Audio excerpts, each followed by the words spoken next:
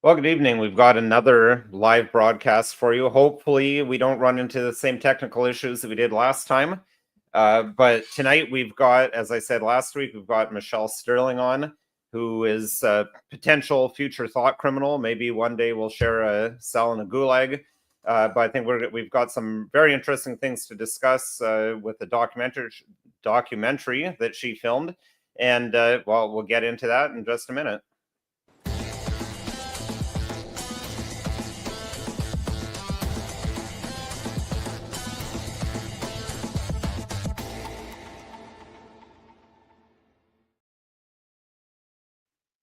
Hello, my name is Nicholas Wansbutter. I'm a lawyer in Stratford, Ontario, Canada, and welcome to Don't Talk TV. So it's my guest to welcome to the show Michelle Stirling. She is a researcher, journalist, author, and has, among a number of other projects, done a excellent documentary called The Bitter Roots of Sugarcane that we'll be talking about that and other topics related to that. You're probably wondering why I referred to as a potential future thought criminal. We'll get into all that, but first, Michelle, thank you for coming on to the show.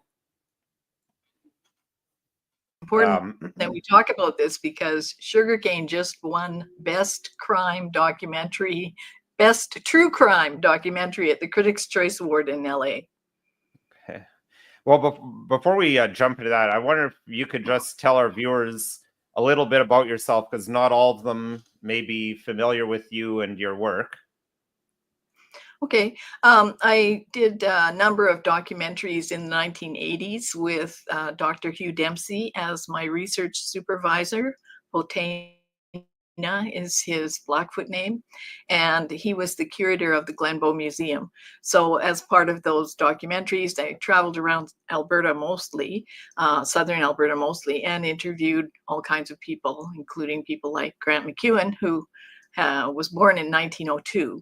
And so Dr. Dempsey helped direct the topics and reviewed all the materials that I researched and wrote, and gave me a great love of history. So that's why I'm involved in, how shall I say, residential school factualism. Okay. And I guess, have you done any formal academic studies in that field? Or what is your background? What's your background before you got into doing this investigative journalism and researching? Well, I've always done things like documentaries. I once did a documentary on genocide. The producer found it so depressing that we never released it, but it was a very detailed research project. I worked with Claude Fournier and Marie-Josée Raymond in Quebec on the development of a 6-hour miniseries about the Riders of the Plains, about the Mounties Trek West, which was another extension of the historical work that I'd done with Dr. Dempsey.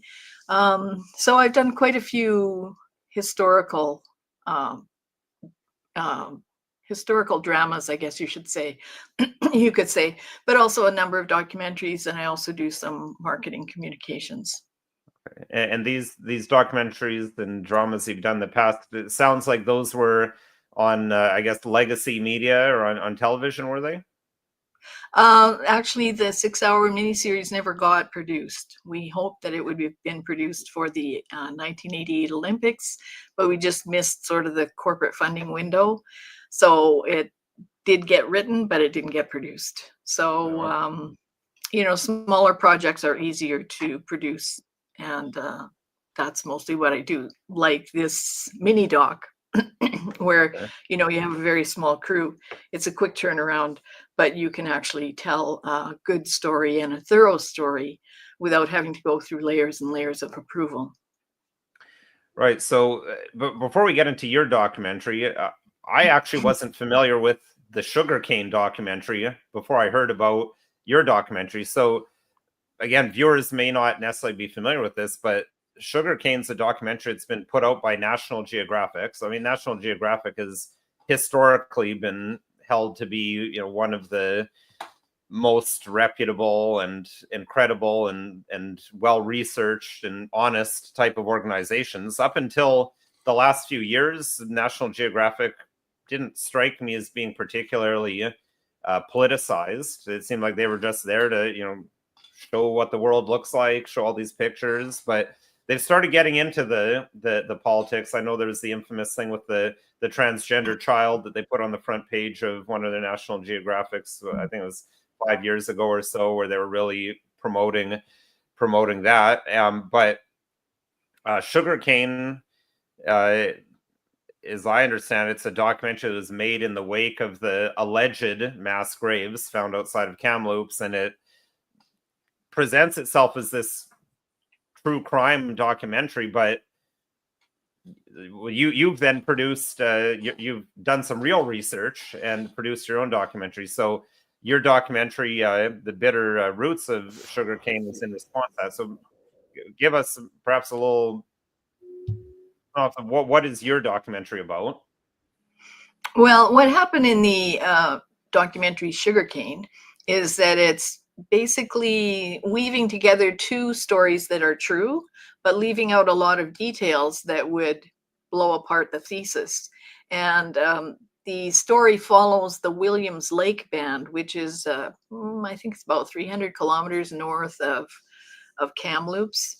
So shortly after the Kamloops Band said that they had found 215 human remains and mass graves of children as young as 3 in their orchard, right after that, Williams Lake said, well, we think that we also have missing children here and we're going to do a search. And ultimately they came up with a number of 93.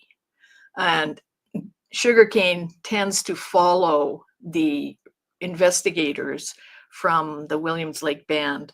One woman is named Charlene Bellew,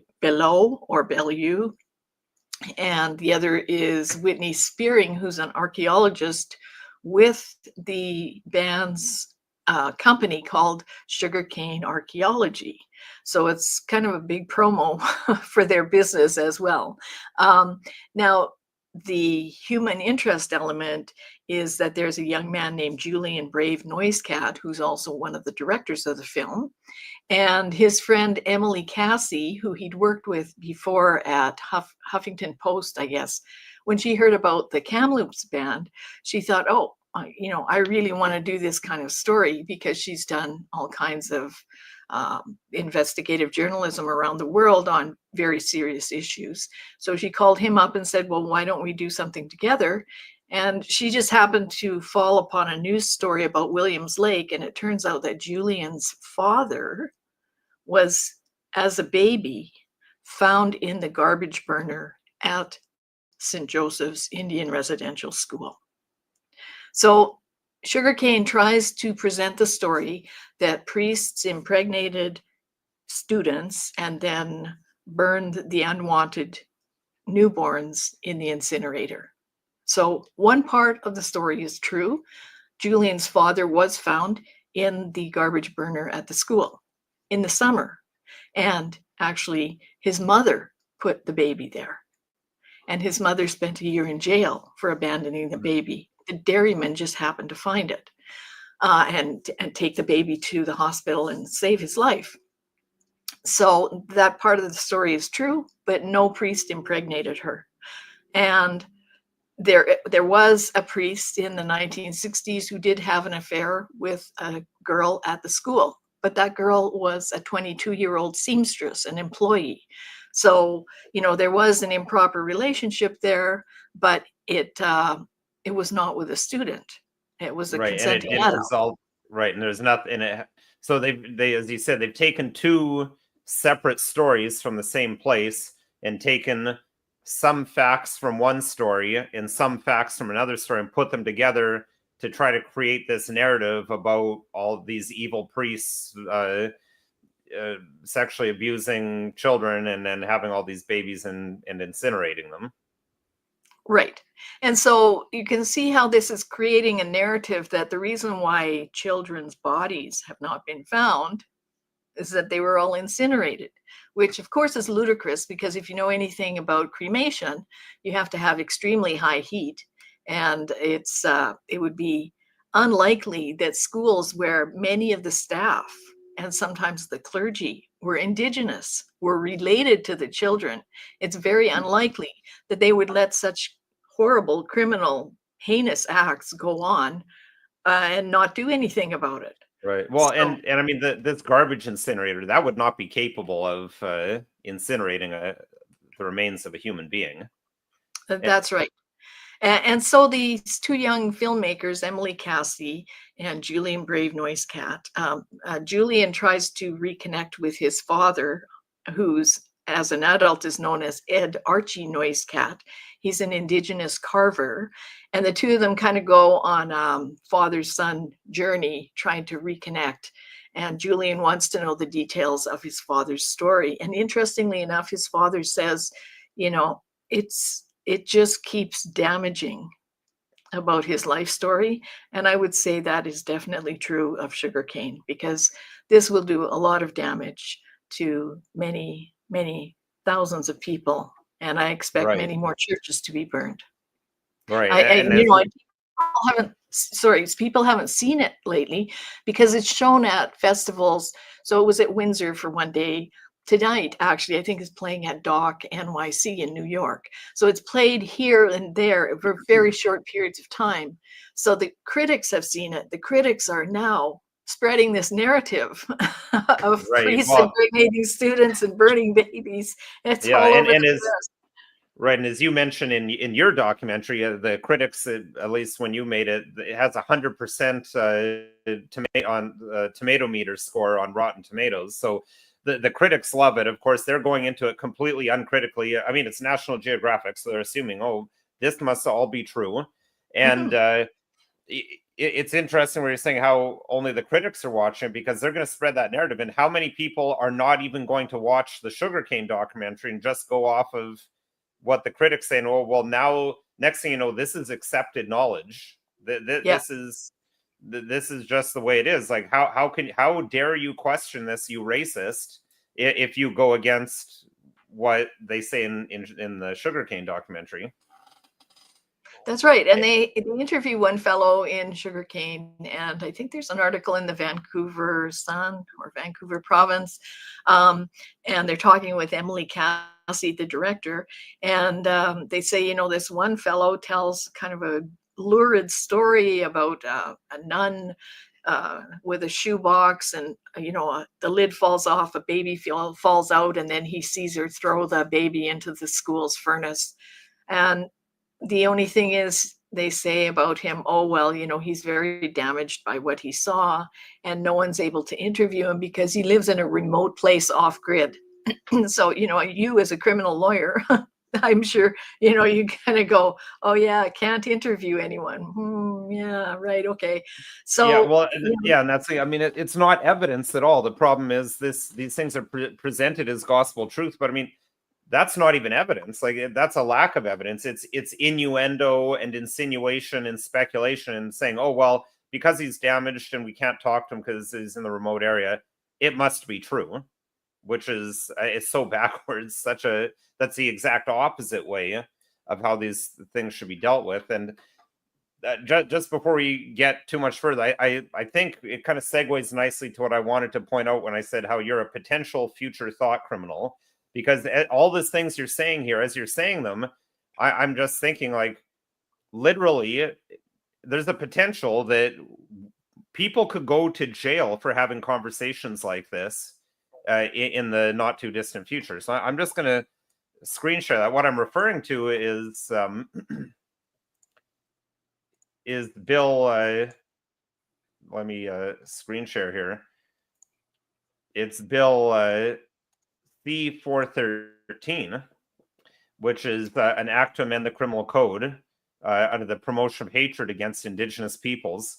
So this is a private member's bill sponsored by Leah Gazan from Winnipeg Center, NDP. Unfortunately, I'm from Winnipeg, but sadly, I have to say that Winnipeg, unfortunately, has lots of NDP support in it. So this has gotten past first reading already. I had a look at the Hansard while I was waiting to start this video, and no one questioned it. It was just acclaimed after first reading. This needs to go in. So let's just look quickly at the text of the bill, because this is where I'm talking about how people could literally go to jail for having conversations like the one we're having. because they want to amend the hate crime section to say that everyone who, by communicating statements other than in private conversation, and of course we're having a public conversation because it's live streamed, willfully promotes hatred against Indigenous peoples by condoning, denying, downplaying, or justifying the Indian residential school system in Canada, or by misrepresenting facts relating to it. So this is the kicker here, misrepresenting facts relating to it. Like the sugarcane filmmakers did. Actually, they should be Right, going to but jail. the problem is, Yeah, I know. yeah, I agree. They're the ones who are misrepresenting, but the problem is, I think we know, like, the way that their documentary is being received, their version is what would be considered truth, and what your documentary says and what we're saying in this discussion would be considered, I believe, misrepresenting facts relating to residential schools. So, I mean, now another huge problem with this law, and it's the same problem I have with the law prohibiting any questioning of any aspect of the Holocaust. Actually, it's even worse. The Holocaust, the definition is just so vague and broad that you don't know what you're not allowed to discuss, and it's totally unclear what would run afoul of that law. Here, they don't even define what the Indian residential school system is at all, let alone what the narrative is. So misrepresenting facts, it's impossible to know the law, and it just leaves it so open for abuse that it's really anyone who says something that the people in power don't like, you can now go to jail as a thought criminal if that becomes law. I think it's unlikely that it'll make it all the way to royal assent by the time there's an election, but given how easily it blew through first reading, I wouldn't be surprised if the private member who introduced it is re-elected, because she's NDP, she's not Liberal, and I grew up in Winnipeg. I know Winnipeg well. They'll never not vote NDP in that part of the city. So she might have another kick at the can. So, I mean, as a journalist, what do you think of laws like this? Well, you know, you have to be able to discuss things openly, because many times, I mean, even look at criminal cases where people have gone to jail, convicted of a crime, a heinous crime, murder, rape, whatever. And then because people are able to do more research and get more details, that conviction is often overturned because they were wrongly accused and wrongly convicted, but it's only because people can ask questions about it. You know, I think one of the things that people are not recognizing in this case is that China accused Canada of genocide at the UN with about 5 other despot nations beside them. This was brought to people's attention in Terry Glavin's article, The Year of the Graves. Now, China still accuses Canada of genocide, and they used the Kamloops find, or alleged find, as evidence. So they're going to use this as evidence. They're going to use the recent report by Kimberly Murray, which goes way off the rails, as evidence, when all of these are contrivances. So, you know, just imagine if Canada had some kind of international embargo against us, like South Africa did during apartheid. You know, think what that could do to our economy. Or if people made the claim, okay, this proves genocide, therefore we should have all of our land back. You know, which is the thrust also in subtly in the film Sugarcane. So, you know, these narratives are framing a much bigger international story. And unfortunately, I think most of the politicians, especially the conservative politicians, are afraid of getting the same treatment that Lynn Bayak did, where she got booted out of the Senate for saying that Indian residential schools offered much good to people, which they did. I'm going to say it here too. Yeah, I mean, I mean, again, we may go to jail for saying things like this sometime, but back in Winnipeg, there's lots of Indigenous people in Winnipeg. I worked alongside lawyers who are Indigenous people, and they said to me, and one of my professors, I remember even saying that, you know, they learned things in the residential school. That's how they ended up getting university degrees and being lawyers. Now, I mean, this was over 20 years ago, so even back then, it kind of had to be said quietly, but it wasn't the same. I mean, now I don't think they would even risk saying that quietly, because even they would probably be destroyed as some sort of traitor to their own people for acknowledging that. Mm-hmm. And I think that's really a huge tragedy that is a big part of this. There's something like, what, 1.8 million Indigenous people in Canada, 1.8, 1.2, something like that. And a very large number of them are Christians or Roman Catholics. And I think that, first of all, with these first lurid announcements, their faith was probably pretty shattered. But also because these communities are quite small, there's now this setup of those who believe in that the priests and nuns were horrible people, and those who know they were not and love their faith, but they're unable to really practice and enjoy their faith in the way that they did before, both because of social pressure and because of all the ongoing lurid stories about Indian residential schools. Right. And then, I mean, given the fact that we're even at the point where we're even talking about making it illegal to say anything other than that, it becomes a real problem, because we'll potentially have laws founded upon demonstrable lies, and you go to jail if you question that narrative, even though it's based on lies, and you're not allowed to present any other dissenting viewpoint. Mm-hmm. And one thing that I think a lot of people don't realize is that residential schools saved the lives of thousands of orphans.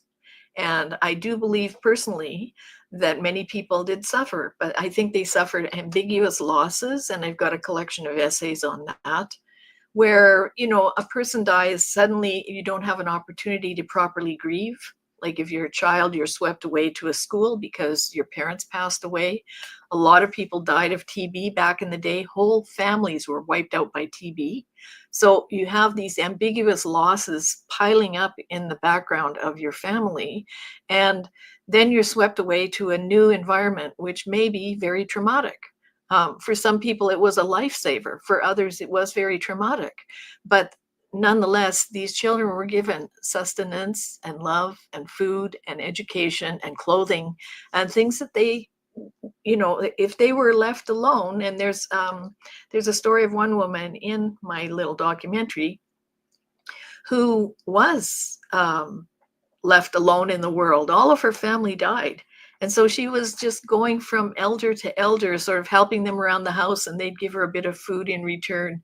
And that's how she was living until she got to Indian residential school, which she said was the best experience of her entire life. Because, there were things to do, people cared about her, she had a safe place to live, she wasn't constantly begging. So, there's so much more to the story that we're not being told. And it's really a shame. Where would those orphans have gone?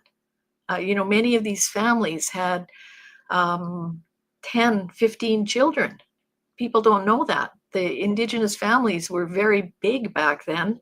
And so a lot of times sending the kids to Indian residential school was a saving for the whole family, because imagine trying to feed that many children. There's one story I've seen with a woman who talks about how when she was 6, she was taken away to residential school in a cattle truck. And so this sounds terrible. And the interviewer says, you had no choice? She said, no, I had no choice. I wanted to stay with my grandfather. And then she's further in the conversation, she says, well, why were you with your grandfather? And she said, well, my mother and father had died, and so had my grandfather. So my grandfather was taking care of the 4 of us and 9 others. So can you imagine one elderly man with like 13 children to care for? It's impossible, but people don't understand that historical context at all. Yeah, and I mean, just other things, like, I think it would be difficult for any child, no matter what, to be in a situation where they can't live with their parents. Like, if their parents are dead, I mean, that's no one's fault, but it would still be difficult for them. And even if they went somewhere that was, loving and providing for them, no one is going to be able to replace one's actual parents. So they would still have some difficult memories. But I mean, I feel like in your research, I think you're hinting that maybe you see this as well. But as you're talking, it sounds to me like whoever it is that is wanting to push this narrative about how evil and awful Canada is and how bad our heritage is and how we did this genocide and killed all these Indigenous people, they're actually re-victimizing and taking advantage of vulnerable people. And Yeah. I mean, it kind of puts me in mind of the whole transgender movement as well, where very vulnerable people are being targeted and taken advantage of to push this narrative and being re-victimized as a result. Yes, I would agree with that. And it's really cruel because many of these children, of course, would have had imprinted on them that death and burial when their parents or family members passed away, and then they were whisked off to school. So I see there being a strong connection there as to why all these stories of mystery graveyards and such like pop up.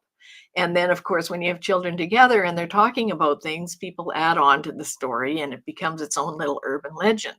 Um, Not to mention, as you said, the loss, the grief, the complicated grief that's not being dealt with. And I have some background in psychology studies and counseling. I was a career counselor for quite a few years, which has some related courses. And what I see is that people are blaming the Indian residential schools, but they're not dealing with the grief, the complicated grief, the layers and layers, decades of grief. Because, if you go back historically, say to when the Mounties came west, many Indigenous bands were being almost completely wiped out by smallpox. And I think it was Reverend McDougall in Calgary, in the Calgary area. He adopted 17 children because their families had died of smallpox.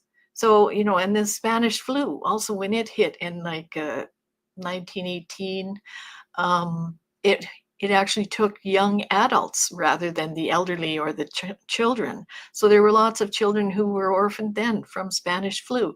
And that happened almost in a day. Like quite often the flu would hit somebody in the morning, they'd be dead by night.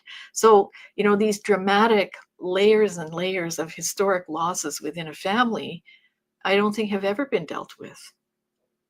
Well, and the interesting thing, you just mentioned the smallpox. I was just reading about that recently. The whole there's this whole urban legend, or I don't know if urban legend, this legend and myth about white people purposely taking the blankets from smallpox victims and giving them to Indigenous communities to purposely give them smallpox. I did a bit of research into that recently, and there's only one record. It's just two letters exchanged between two officers where one of them just mentioned this as an idea or a possibility, but no discussion of actually implementing it, no discussion of anyone else having ever done that. There's no evidence anywhere else of this ever having actually happened. And that conversation in those letters was actually well after a lot of these smallpox outbreaks. So again, that's something that's presented as, oh, the settlers were purposely trying to genocide people, whereas like back then they didn't have the same understanding of germs or contagion that we do now, and smallpox didn't impact the settlers the same way as the local population because they had generational antibodies, so they're just living their life not thinking, oh, to them I'm dangerous. I just they don't know. But that's another thing that's been promoted, is like this is established truth that smallpox blankets were given purposely to wipe out Indigenous groups, and that's just not the case. That's right. And the other thing that is missing in most conversations about residential schools is the fact that until about the 1950s, tuberculosis was the biggest killer of all people, not just Indigenous people, although the rates were higher there, but all people. In George Werett's book, the miracle of the empty beds, he writes that in 1908 in Canada, 1 Canadian died every hour of TB and 2 died every hour of the night from TB. So it was taking a tremendous toll. And I always recommend to people, please, please, please watch the PBS documentary called The Forgotten Plague, because although it's set in the States, it very much mirrors what happened in Canada. And you will see how incredibly horrific it was in society, and how people actually often planned their lives around whether or not they would get TB.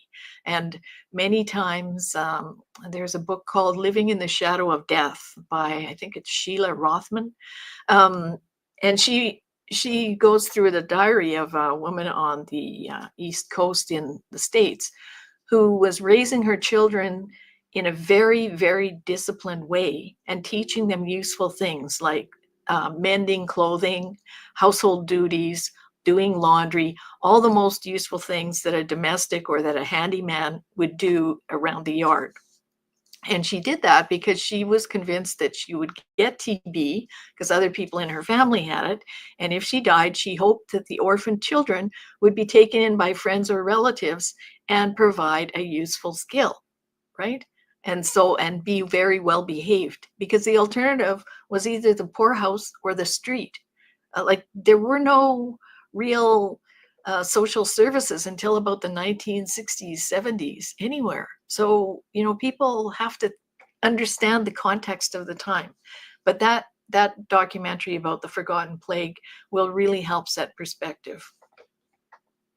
Well, that's definitely one I encourage viewers to look at. And while we're speaking documentaries, I've put in the comments section on Facebook and on YouTube the link to the documentary that Michelle did, The Bitter Roots of Sugarcane, and I urge people to watch that as well. Especially watch it while it's still legal to do so, because as we've discussed, there may come a time where that'll be a forbidden work and will be proverbially burnt. I mean, they don't have a physical book or a tape that they need to burn in the age of digital videos, since it's on Rumble. But I mean, figuratively speaking, they would be doing book burnings when they make if they end up making books like that or videos like that illegal. So I recommend people to watch that. So we're running near to the end of our time here, but just out of interest, I don't know if you've thought about this, Michelle. If a law like this does come to pass, where it becomes illegal to discuss these things, have you given thought to? Are you still going to talk about them and risk the wrath, or do you think it's better to maybe just? I mean, you're still allowed private conversations, to have private conversations rather than, maybe becoming some sort of martyr publicly. Well, I don't really want to become a martyr, but I think it's important that we speak to the truth of history. And it's a multifaceted thing. It's very broad. And if nobody speaks up, then, we will become victims of silence. So it's kind of like Lysenkoism. You can see how far that went. It ended up with millions of Ukrainians being starved to death. And you can see where Mao took the great leap forward. He took an entire country backward and killed about 40 million of his own people because people were not allowed to speak up. So if we don't speak up now, we may never see the light of day. And again, I want to reiterate that I do really care about the Indigenous people of Canada. I think that a terrible thing is happening to them, to their psyche, to the young people who, now don't know who to trust. If residential schools were so bad, then what does that mean for going to university to a young Indigenous person? Because isn't a university just another kind of Indian residential school? It's created, it's put a pall over relationships between Indigenous and European based ethnicities in Canada. And it's really stuck a wedge, a big dagger into the heart of Canada. and it's Yeah, wrong. It's false. yeah, it has, and yeah, and, they talk about truth and reconciliation, but that's what's real. There's neither truth nor reconciliation going on, because they're, as you say, there's a wedge. They're pushing people apart. I mean, again, growing up in Winnipeg, where there's a very large Indigenous population, I knew lots of Indigenous people, and we got along fine. I'd be surprised if people have that good of relationships with each other among young people now, Yeah. in places like that, with all of this kind of stuff and animosity going up. And I mean, they're really being told to hate the white people who are around now, whereas like we had nothing to do with the residential. I mean, even if they were as bad as they say, like I had nothing to do with that. My family didn't even move to Canada until after World War II.